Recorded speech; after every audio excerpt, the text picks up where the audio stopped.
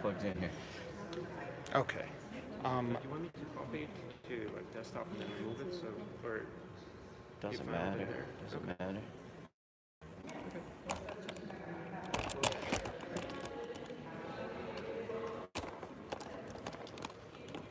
Okay.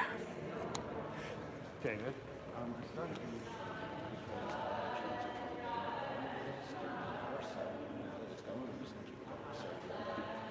Okay. It's good. This way we'll get people.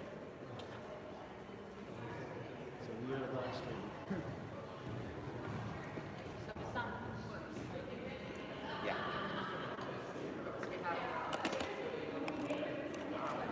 Yeah, it's under that tripod there. Sorry. Just want to make sure we don't have a crash right here with all this stuff. Yeah. Because this, this is hanging off of that. So. Okay. Cool. I'll sit here. Alex, I'll leave my back. Do you want me to try?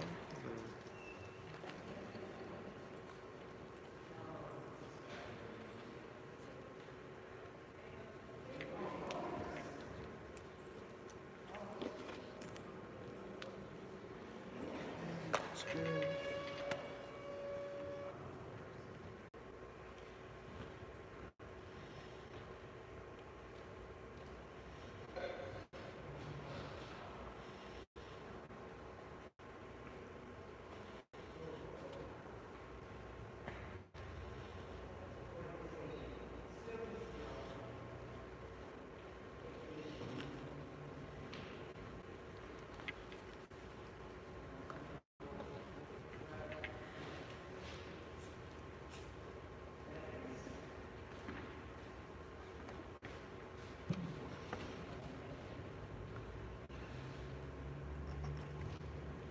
Give that sunlight off.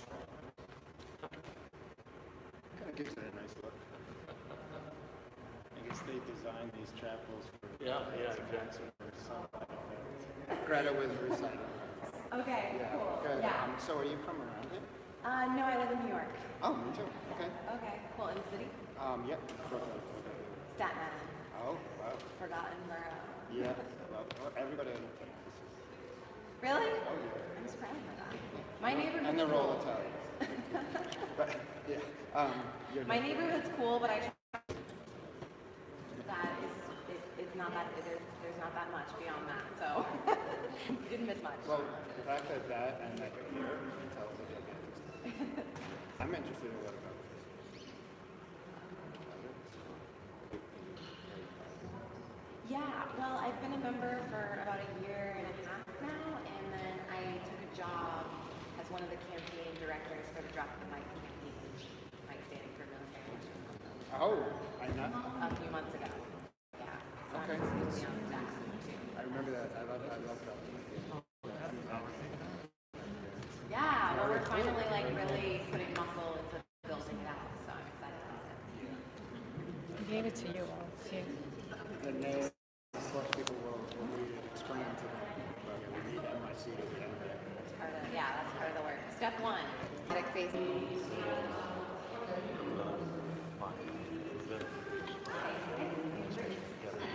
When do you want to start? 5 minutes?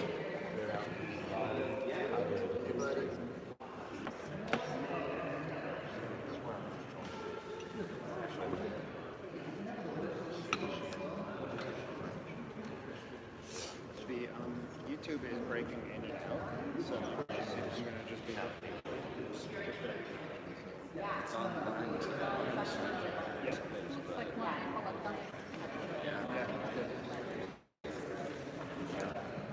We'll start in a few minutes, everybody.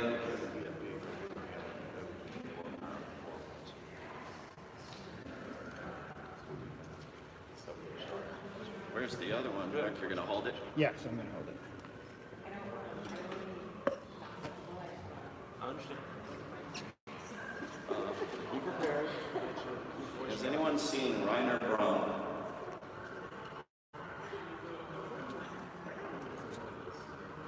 Does anyone know Reiner and where he is?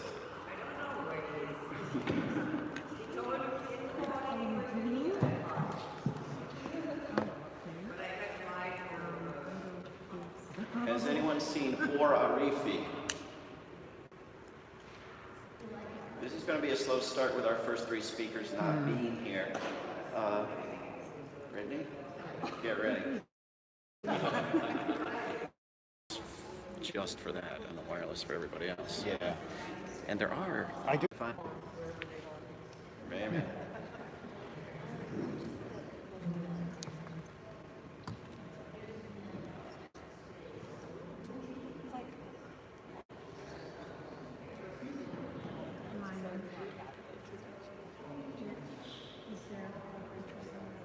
Any that you see, feel free to use. Are you ready, Mark? One second. No. One chair. Some people belong to work.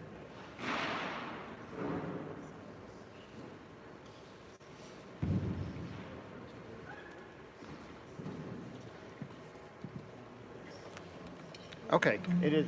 We do have video now, so you are streaming. Okay. Is it on? Four. We're still missing Ford and Reiner and Matthew.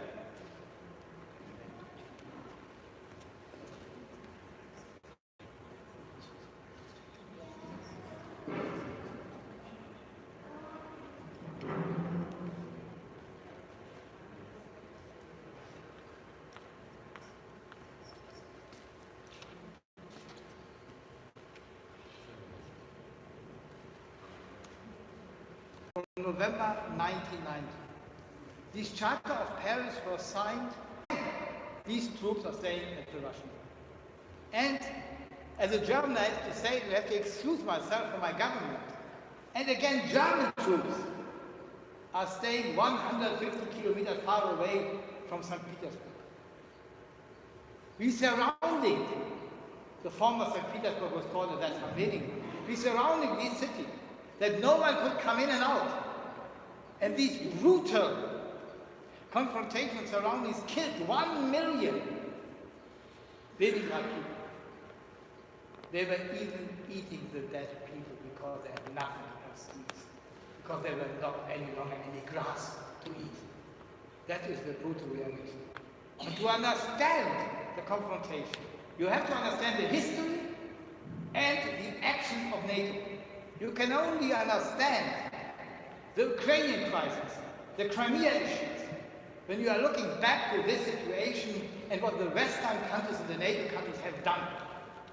And that is the reason for the hard politics of the Russian leaders today. You know, they were following NATO, they were helping NATO, they were even helping NATO in Afghanistan, even when it was an invasion, illegal invasion in this country.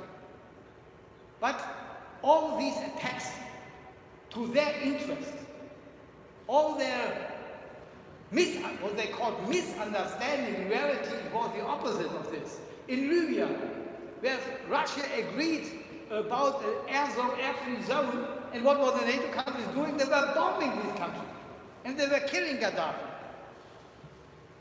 And when you understand this, you can understand why we have today such a situation of confrontation.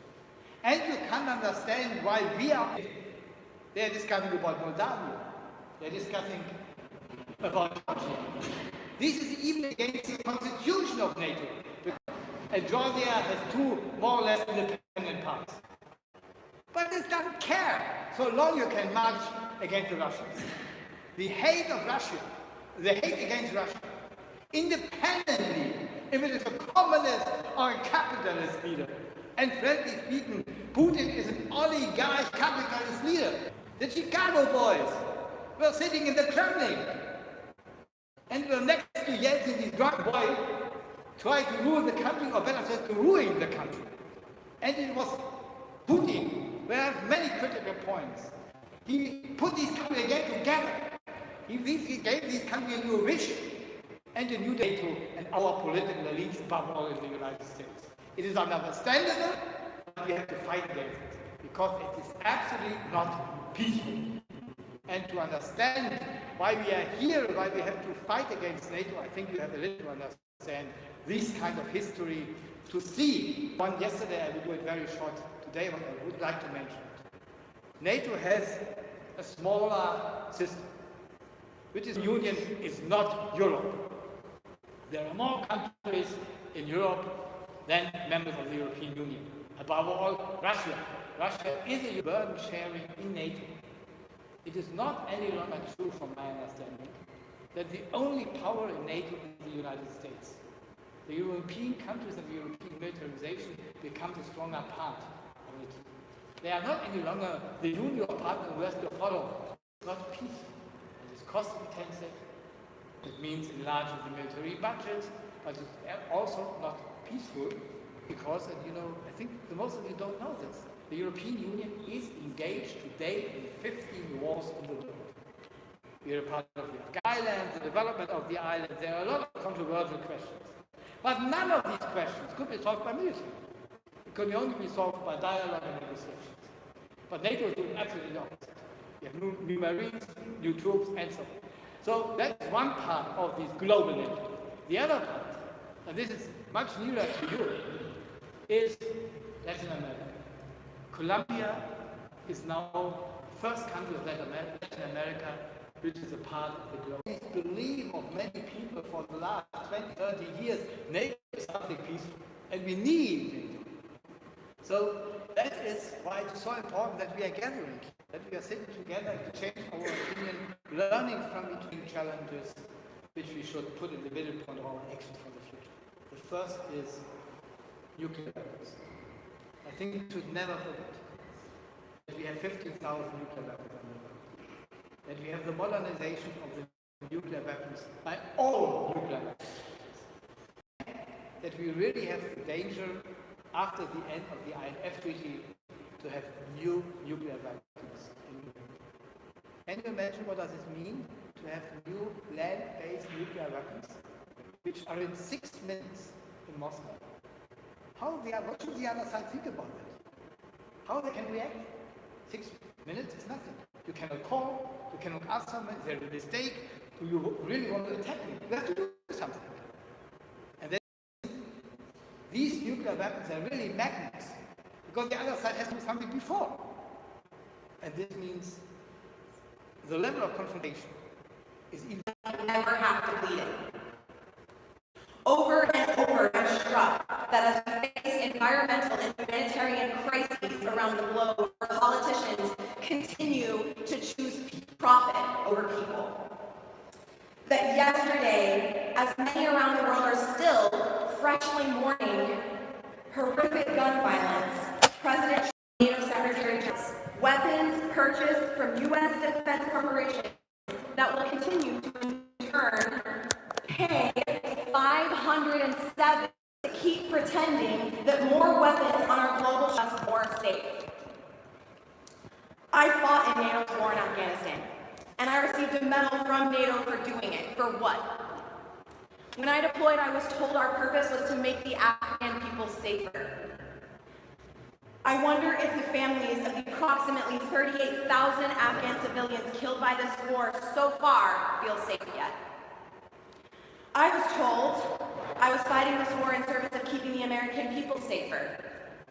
And yet, it was the U.S. military job to stop getting lost in the wonky spaces.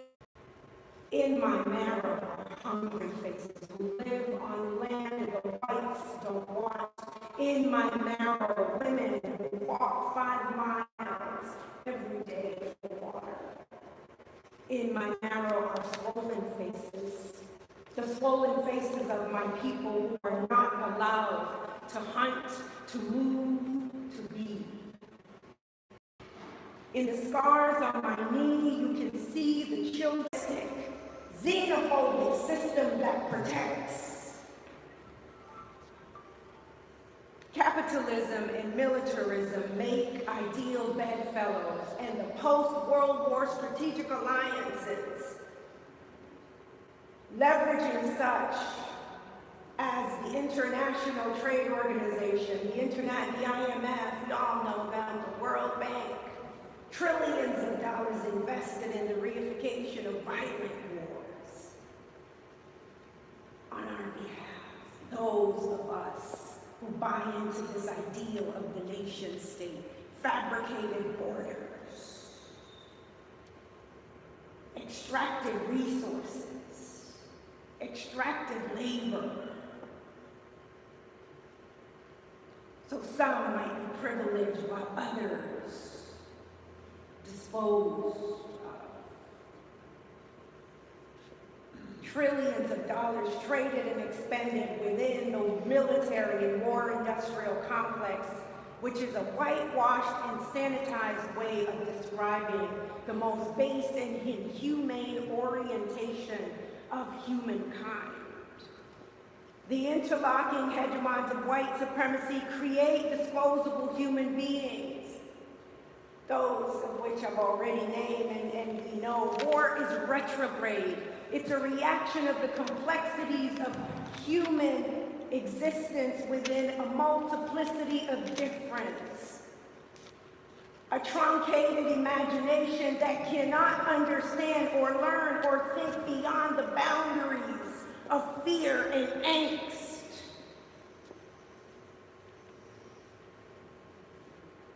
That takes creativity, dexterity, patience, and the capacity for empathy and perspective taking. That so many other things includes political humility. How elusive it is that this nation state, in collusion with other imperial powers to cultivate a mindset of common good and meaning, and willing to sacrifice no one. How elusive is it to take a mirror and see the full humanity of others as you would that of your own and those, yours, and yours only whom you love. It is a human impulse to do this. Don't get me wrong, we're all susceptible. So it is exhausting to continue to hashtag and to call roll of names of slaughtered in Black and brown and indigenous communities, to delineate the plethora of ways that white supremacy and its racist violence is everyday construction of systems of power on an interpersonal, on a systemic, on an organizational, and on a nation-state level proliferate every day. These are constitutive of a mindset of war. Yes, there is the overarching macro structure that sucks up resources. On whose behalf and in whose name? On what concept of democracy are we operating? How much are we willing to risk being uncomfortable for the good of others who are different, who belong, who are fully human?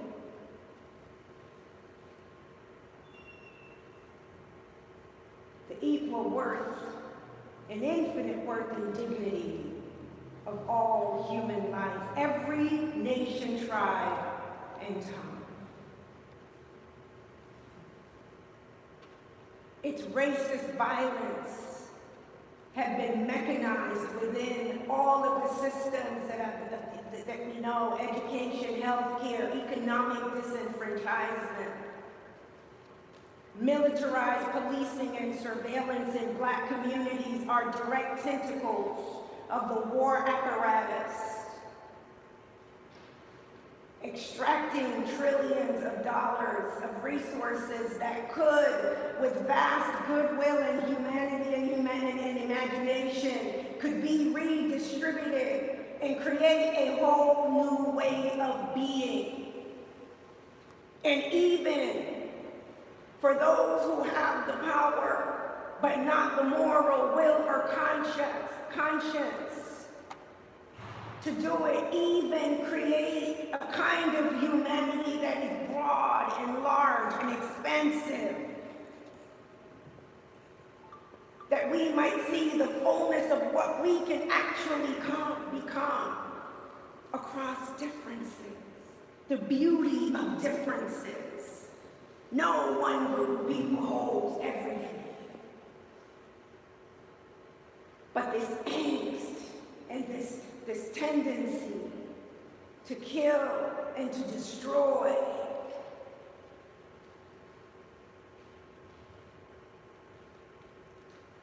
the same psychological and material mechanisms include the nationalism and fascism against Muslims and immigrants and refugees, asylum seekers are deployed against the Palestinians. And don't think the corporatization of war is irrelevant to this cause. Technologies of surveillance by G4S, Hewlett-Packard, Motorola operate within policing occupation within communities, as well as checkpoints in Palestine and the southern borders at this very moment.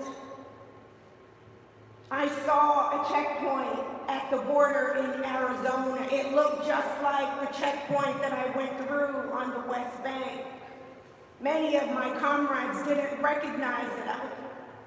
I know what that is.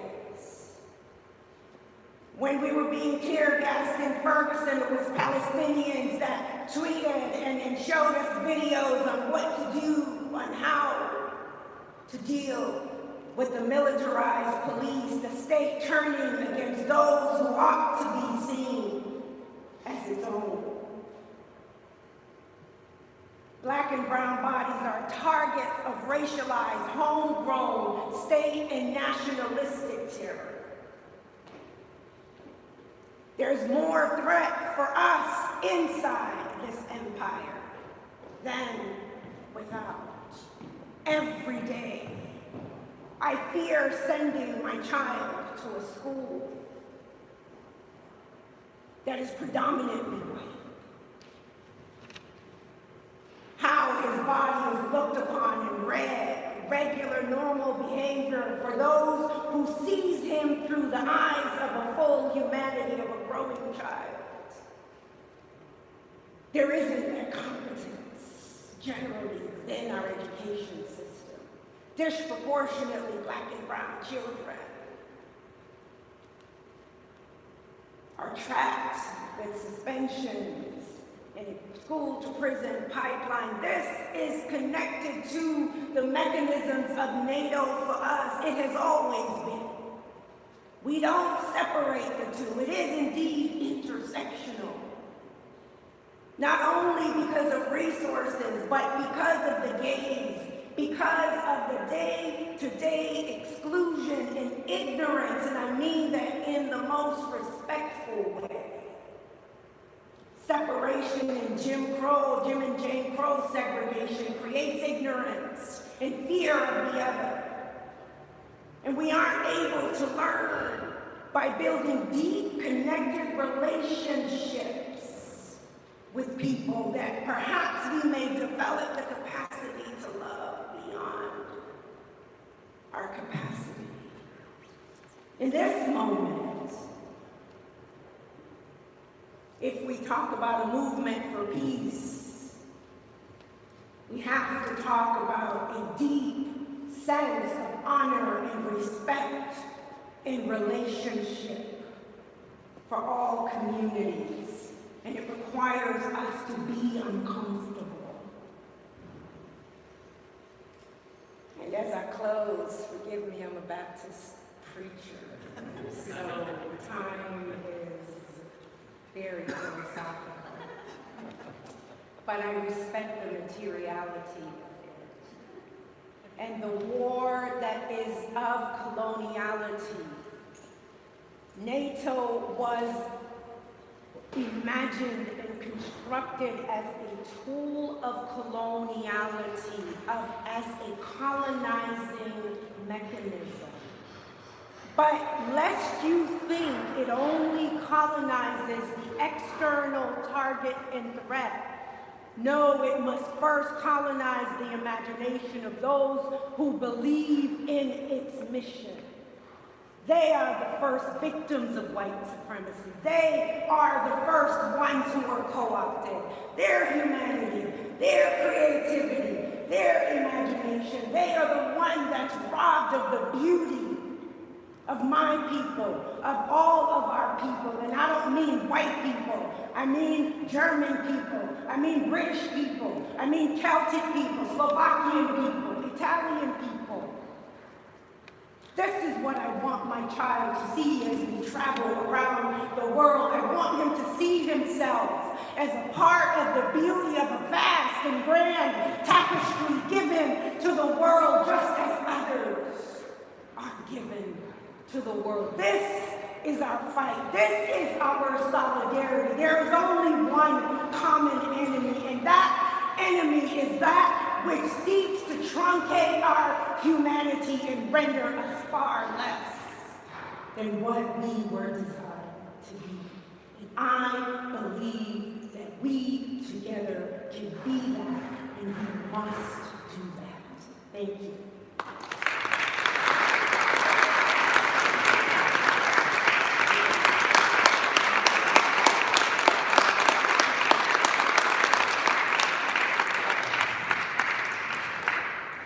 That was wonderful. Thank you. We have two or three more speakers for you, and then we're going to be going downstairs and having food and games and a concert with some incredible musicians. Is Maria Zakharova here? She is. Maria Zakharova is an activist, a public lecturer based in Odessa, Ukraine. She has been a strong supporter of the Council of Mothers of May 2nd, which represents relatives of the scores of progressives who were murdered at Odessa's House of Trade Unions by a right-wing mob on May 2nd, 5 years ago, just a few months after the coup.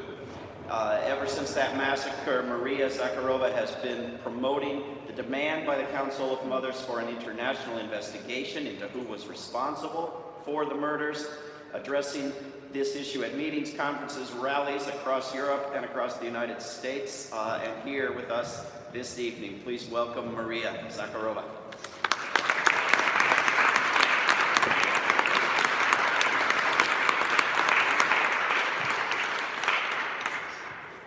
Hello, everybody.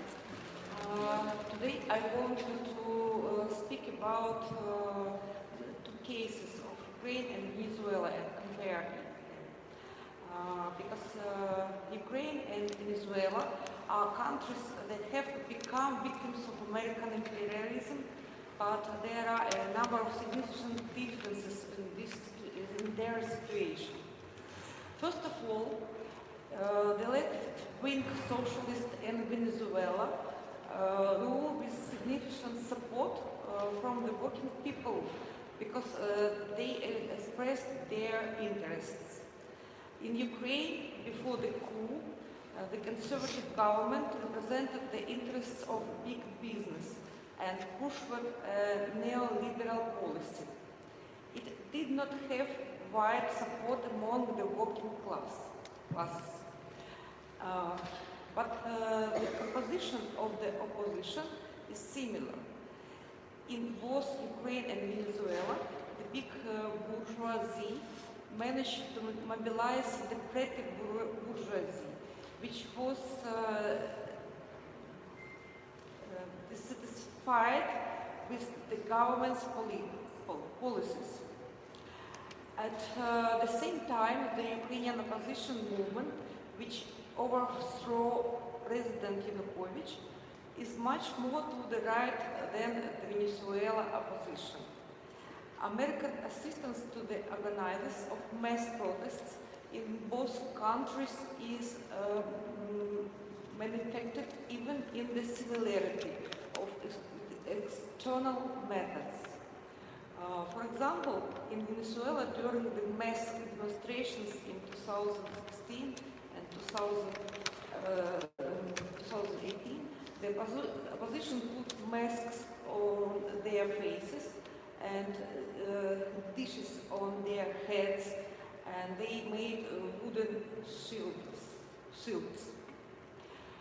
The same thing also happened in the day of Maidan coup in Ukraine. The US interest in Venezuela and in Ukraine is determined by different motives. Venezuela has large oil reserves that the United States has consistently tried to take control of all the major oil resources in the world. Also, the United States wants to complete the right turn in Latin America and destroy the Bolivian process as the key obstacle to achieve the goal. Ukraine is valuable to the United States not in itself, but as a tool to make Russia weak. In particular, but by moving Ukraine away from economic integration with the former Soviet republics and speeding up its deindustrialization, the United States has greatly limited Russia's ability to create its own regional market. Thus, objective opportunities for strengthening the Russian role in the world economy and politics are limited. In addition, the increase in Russian defense spending and the demand caused by the sanctions have increased the stagnation in Russian economy. Venezuela belongs to the countries of Latin America, which for centuries have been in the predominant zone of US influence, while Ukraine got there only after the collapse of the Soviet Union. Therefore, in its traditional control zone, the US can easily afford military intervention, coups, and other forms of direct intervention by itself without paying special attention to allies from Europe. In the case of Ukraine, the United States was forced to reckon more with the position of the EU. However, the current US tactics in Venezuela show that even in Latin America, they cannot act now without the diplomatic support of the European powers. It is a campaign in support of Guaido. The United States also used European democracy. A number of EU countries recognized Guaido as the new president of Venezuela. When the United States carried out the coup in Ukraine, the American embassy acted in solidarity with European ministers. Venezuela is now on the eve of Maidan in Ukraine, similar to that which occurred in Ukraine. It has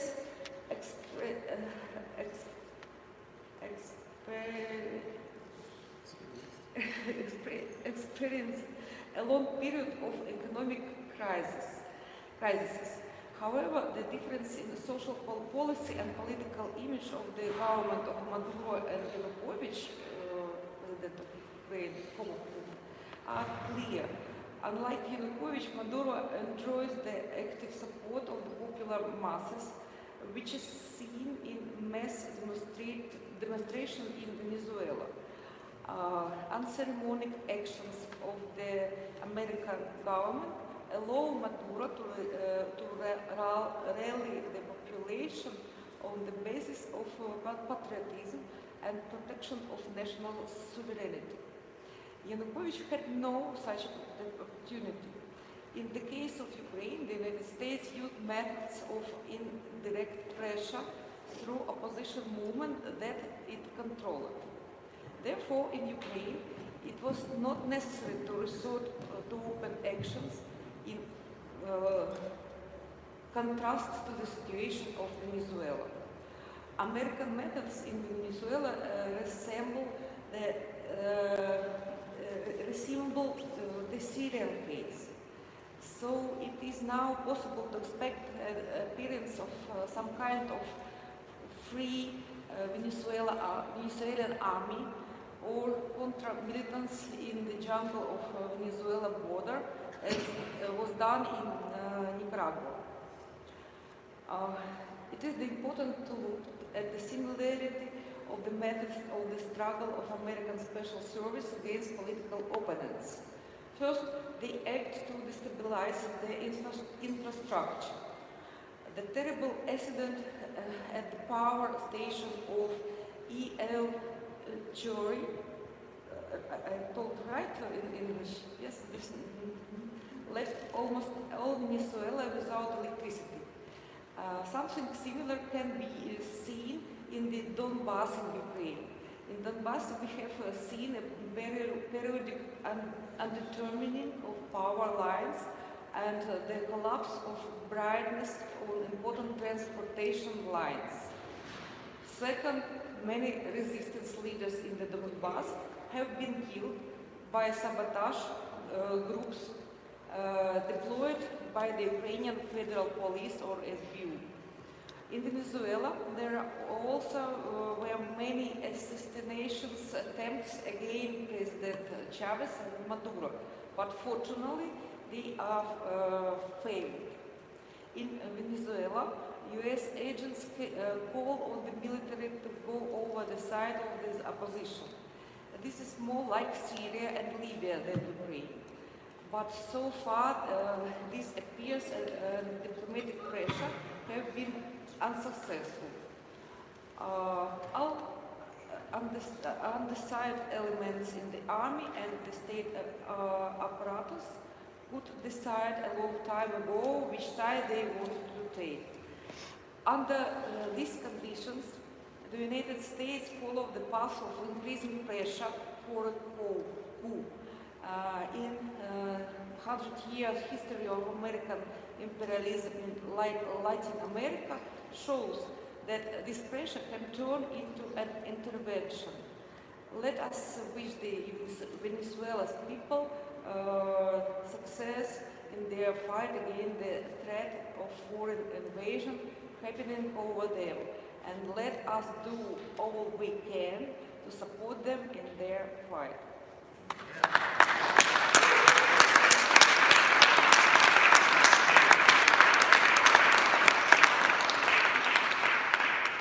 Very well said, Maria Zakharova. Thank you. You know, tomorrow we're going to go to the State Department, next of which there's a college called George Washington University. And there once was a student who graduated from there and got the job of dictator of South Korea. There's another recent graduate student from George Washington University by the name of Juan Guaido. So I don't know if they recruit students telling them they get to pick a country when they graduate, but there seems to be a pattern, and it's not a democratic one.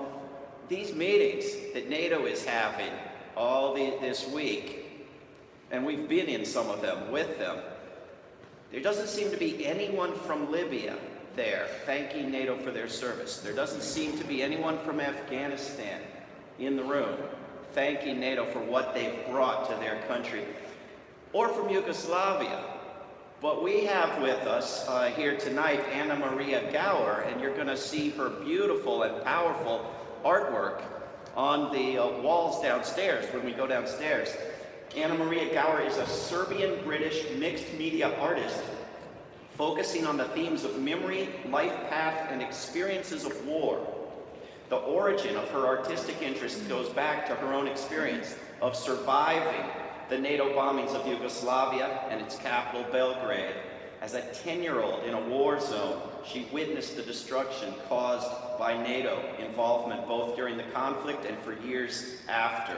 Anna Maria Gower has participated in numerous exhibitions in the UK, in Serbia, in the United States. She currently lives and works in the San Francisco Bay Area, and she's with us here tonight. Anna Maria Gower.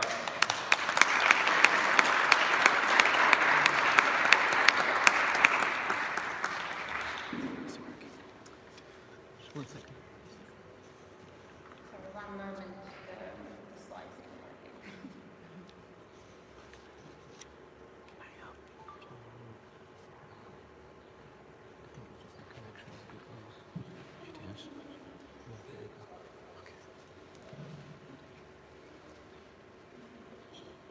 Good afternoon, everybody. My name is Gower, and I'm a British Serbian mixed media artist.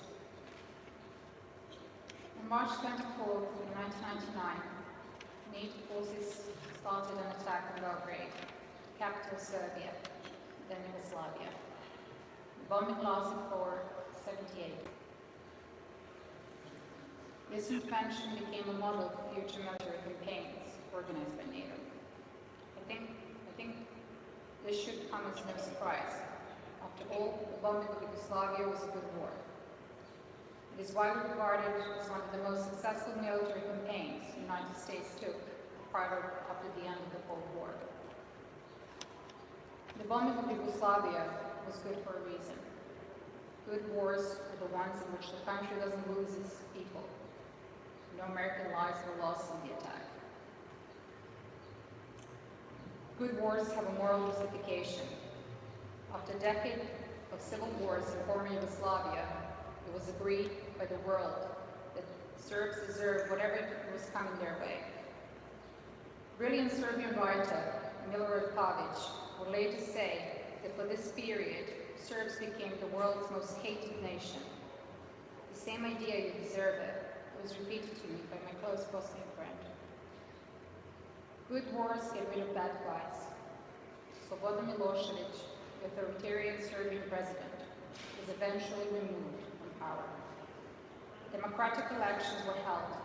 Kosovo, a Serbian province, and a proclaimed cause of 1999 bombings were declared an independent state.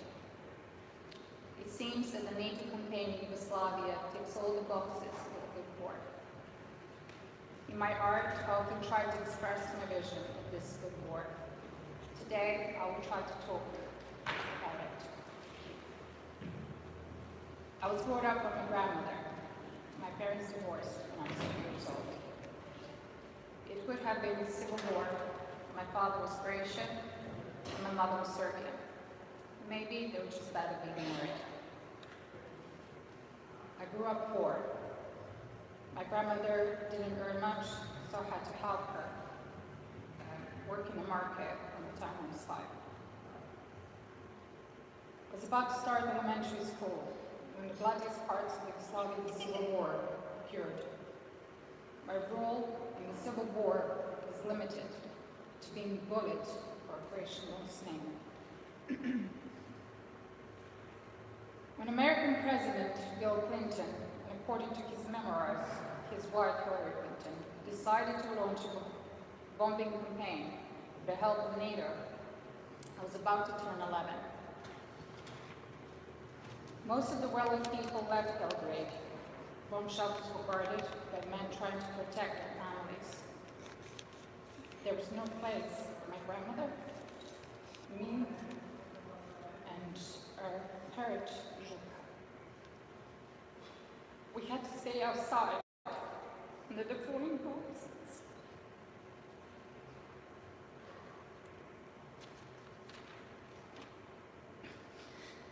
Witness the burning city.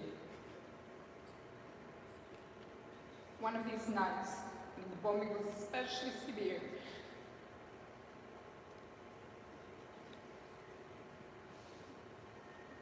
my grandmother apologized to me that she couldn't protect me and told me that this must be the end.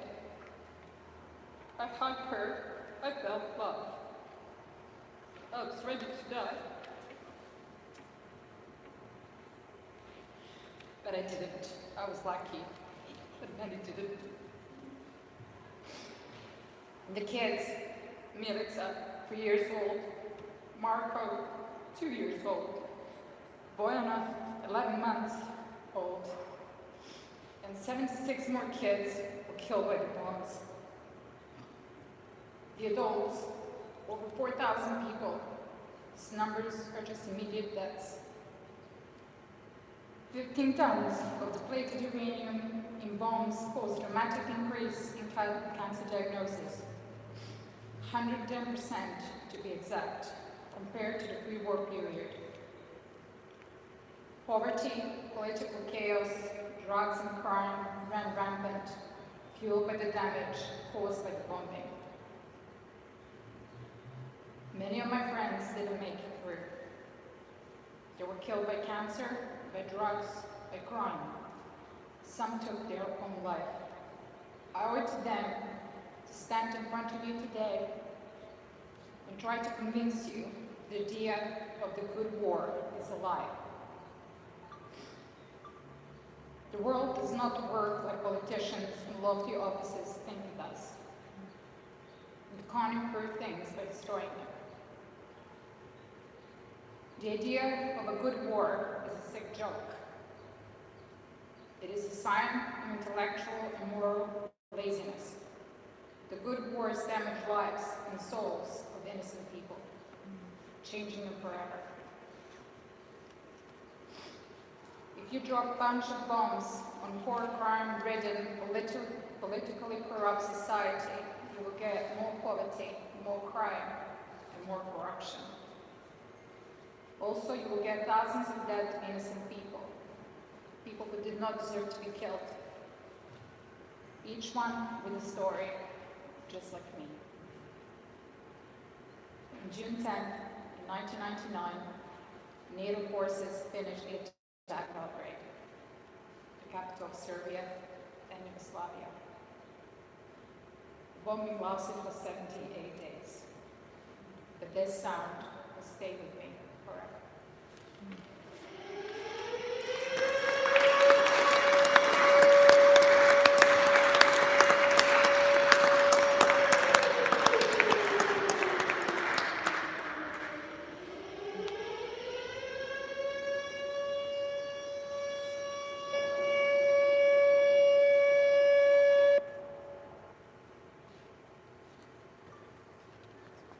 Thank you.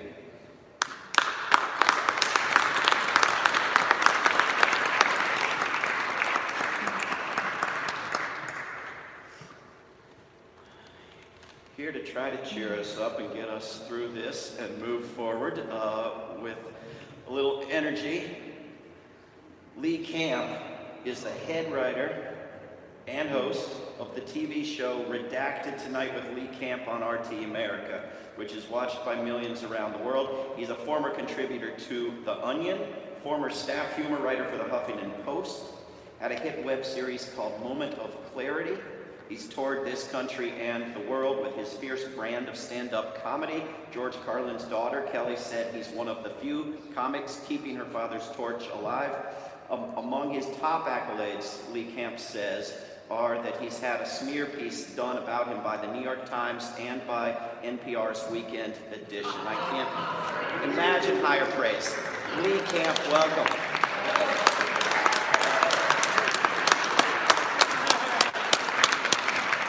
Thank you. I'm hoping PBS will do one so I can have the trifecta. But thank you for having me here, and it's an honor to be up here with so many powerful speakers. They've been so incredible. Can we give them another round of applause?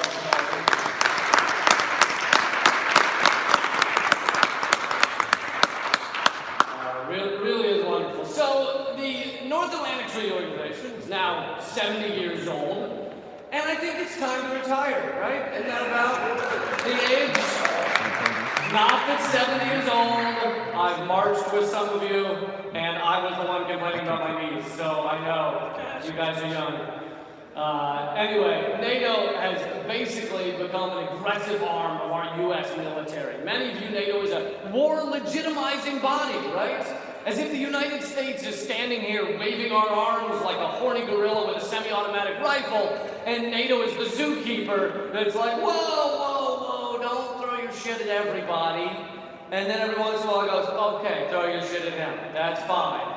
But that can't be how it works. NATO is used by client states to convince the world that a particular war is a good war.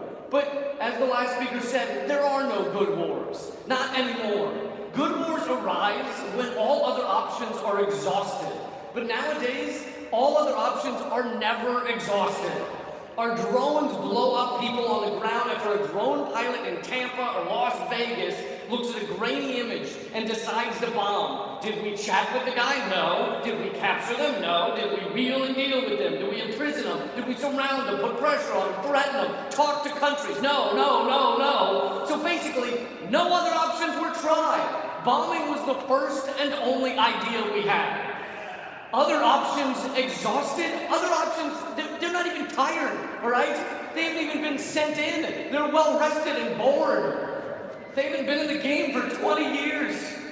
There also can't be something called a good war coming from an imperialist, belligerent, bloated military like ours with between 800 and 1,000 military bases around the world. There's $21 trillion of unaccounted for adjustments at the Pentagon over the past 20 years. We drop thousands of bombs a day. And 95, this is according to the Government Accountability Office, 95,000 whistleblowers at the Pentagon have come forward over the past 5 years.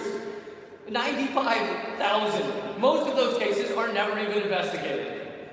So NATO is part of our bloated, unaccountable, out-of-control organization of mass murder. And no such machine can be at the front of the good war. There's no such, they cannot exist. That's, Charles Manson leading a peace march. It doesn't make any sense. You can't pick between all of the bombings we do and go, well, that one over there, that's the good one. That's the NATO one. Ignore the 500 other bombings, but this missile, that was really noble. That was a beautiful missile right there. Calling a NATO bombing campaign is like putting kale on top of a deep-fried Twinkie tower and going, it's my healthy time snack. Just look at the kale on the top. I mean, how long can you eat that before someone goes, well, if that's healthy, why do you have 3 teeth and an ass in the front? So it's about time that we look at NATO and go, what makes all of your wars the good wars? But the MiG resistance and the mainstream media, those outlets, they'll tell you that NATO is just a defensive measure against Russia. But as others have mentioned here today, NATO's belligerence far exceeds the North Atlantic. They've attacked Bosnia and Herzegovina, Kosovo, Serbia, Afghanistan, Pakistan, Libya. For those who need reminding, many of the NATO missions have been catastrophic and had nothing to do with Russia. Organized mass human murder is not better or nicer when it's got a NATO banner across it. It's just the Christmas wreath on the serial murderer's house. It's just there to make people think everything is cool.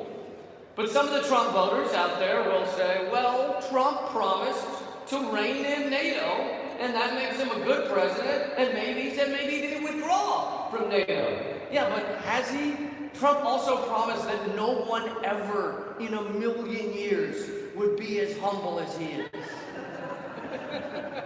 Has that been true? So you see, Trump likes to promise both sides of an issue so that whichever one he does, he looks like a promise keeper.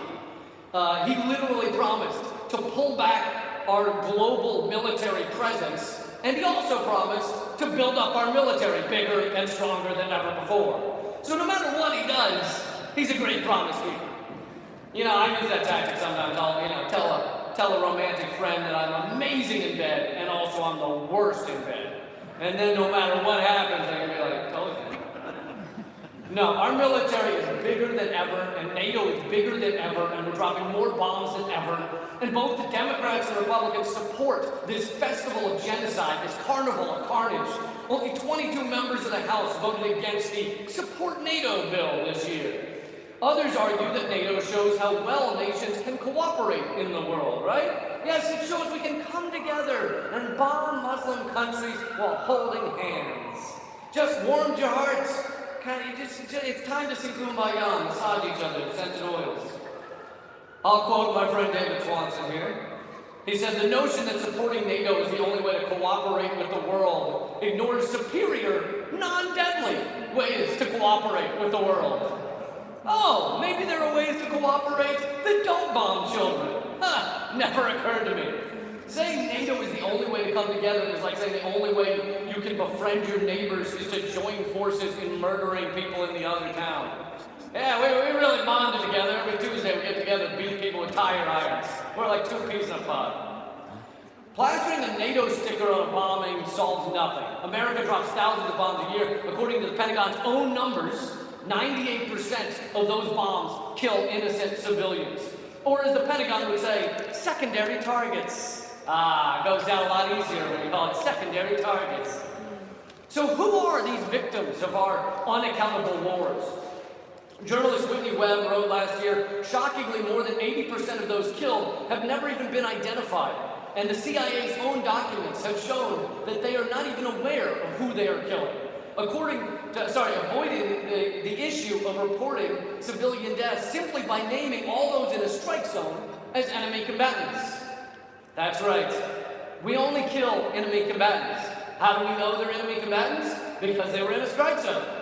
How do we know it was a strike zone? Because there were enemy combatants there. How do we find out there were enemy combatants there? Because they were in the strike zone. Want me to keep going? I have all day. I can keep going. I'm here with you today to shift the debate. The mainstream media like to act like they show both sides of the issue. They have debates, right? We show both sides of the issue.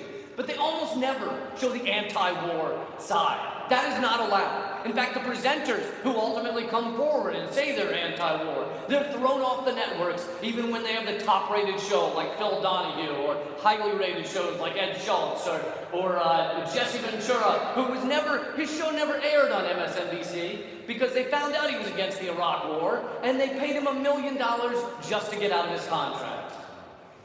But so they'll act like they have these debates. They'll have a debate between someone who says we should bomb and someone who says we should bomb after Congress's approval. But they'll never have someone say, maybe we shouldn't bomb. Maybe that's not the right path. It's time to shift the debate on many topics, because if you're arguing in their little debate window, they've already won. And we need to shift that debate not just on war, on a lot of things.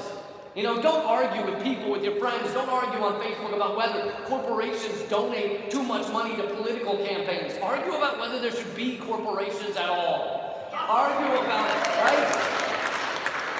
Have that debate. Argue about whether there should be political donations at all. Don't argue about whether a third drug charge should get someone locked away for life. Argue about whether there should be drug charges at all. Argue about whether there should be life sentences at all. Don't argue about whether our education system creates too many dumb kids. Argue about whether there should be dumb kids at all. Or whether we should just send them off into the woods. Create a moron Lord of the Flies. Don't argue about whether we're dropping too many bombs overseas. Argue about whether there should be war at all. Shift the debate. A world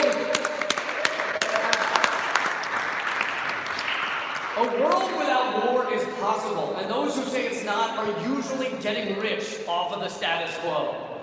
I'm here to fight alongside you to end war. Even if they say it's impossible, I will fight alongside you to end war. Even if they call us names and make fun of us and mock us on social media, I will fight alongside you to end war. Even if we live in a system of two bought-off political parties trying to amass the most money while most Americans struggle to make ends meet, I will fight alongside you to end war. Even if they have a lot of money, a lot more money than we do, a lot more time, a lot more media, a lot more think tanks, and a lot more real tanks, I will fight alongside you to end war. Even if it seems desperately, desperately hopeless at times, I will fight alongside you to end war.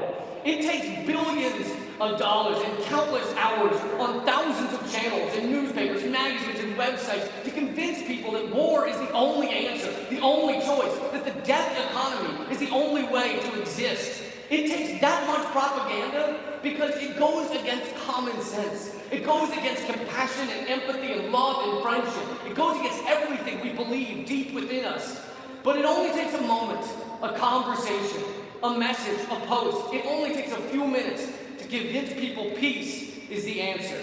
And that's why we will win. Thank you guys so much.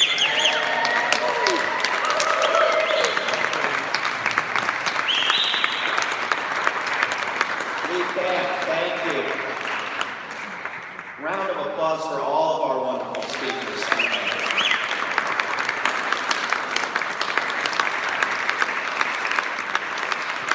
A few quick announcements. NATO is meeting tomorrow at 8 o'clock in the State Department, and we are gathering at 7:30 sharp tomorrow morning Eastern Time at the Albert Einstein Memorial on Constitution Avenue. Albert Einstein, who said many horrible things, but some good ones, including you cannot civilize war, you can just end it. Be there. Ask me if you have any questions. Ask lots of people in this room if you have any questions. Check out no-to-nato.org. Spread the word. Bring your friends. Bring your family. Bring people you drag off the metro tomorrow morning. And be there at the State Department. In the back room, the auditorium, the room where we had activities earlier, they've booked something else tonight, so all of our stuff has to be out of there. So if you've left a purse or a backpack or anything in there, we're going to donate it to NATO if you don't go and pick it up and get it out of there. Restrooms are back down this way, and the stairs to downstairs are back down this way. And downstairs right now, there is food, there's art, there's games, there is music coming. There's artwork by some wonderful artists, including by Anna Maria, who spoke earlier, that you should go check out on the walls downstairs. Thank you all for being here.